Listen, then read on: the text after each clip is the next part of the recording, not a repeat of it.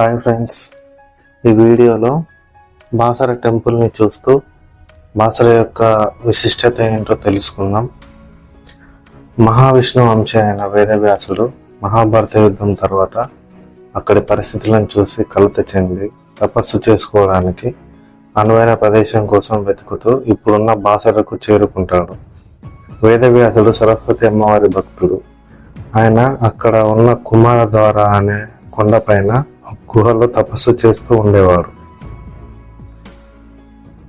వ్యాసుడు తపస్సులో ఉండగా ఒకరోజు ఒక నీల రూపంలో ఒక ఆకారం కనిపించింది.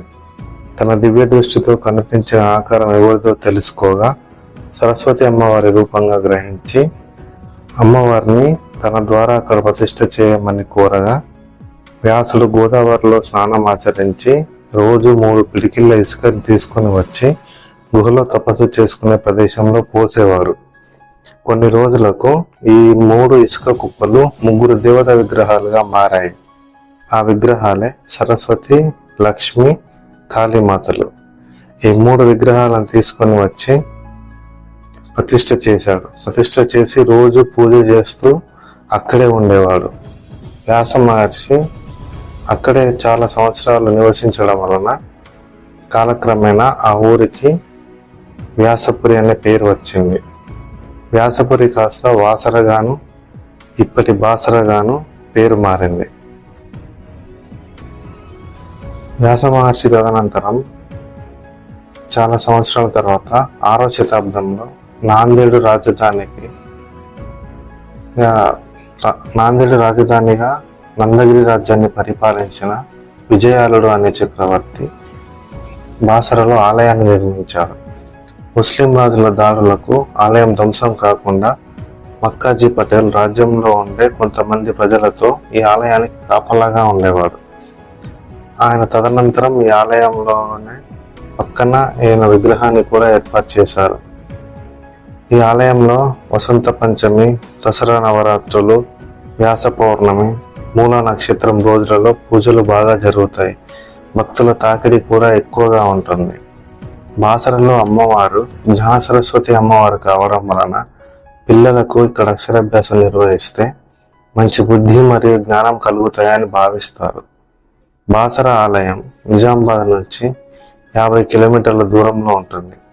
బాసరకు రావడానికి బస్సు సౌకర్యాలు మరియు ట్రైన్ సౌకర్యాలు కూడా కలవు. ఈ బాసరలో అక్షరాభ్యాసానికి 2 రకాల టికెట్లను ద్వారా అక్షరాభ్యాసాన్ని నిర్వహిస్తారు. అందులో ఒకటి 150 రూపాయల టికెట్, మరొకటి 1000 రూపాయల టికెట్. 150 రూపాయల టికెట్ ఒక పెద్ద హాల్ ఉంటుంది. అది టెంపుల్కు బయటి వైపున కొంచెం దూరంలో ఉంటుంది.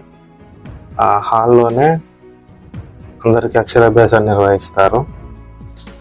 1000 రూపాయల టికెట్ అయితే సరస్వతి అమ్మవారికి ఆలయ గర్భగుడికి ఎదురుగానే సరస్వతి అమ్మవారు చూపు పడే ప్రదేశంలో అక్షరాభ్యాసాన్ని నిర్వహిస్తారు. ఈ ఆలయం యొక్క ప్రత్యేకత ఏంటంటే ఇక్కడ 3 అమ్మవార్లు ఉంటారు. 3 అమ్మవార్లు ఉండడం వలన ఈ ఆలయానికి చాలా మహిమ గలది, చాలా శక్తివంతమైన ఆలయం అనే పేరు ఉంది. ఈ ఆలయానికి వచ్చిన భక్తుల కోసం టీటీడీ వాళ్ళు ఏసీ, నాన్ ఏసీ గదులను నిర్మించారు. మరియు వేములవాడ రాజరాజేశ్వర స్వామి వారి ఆలయం యొక్క సహకారంతో ఇక్కడ కూడా కొన్ని రూమ్స్ నిర్మించారు.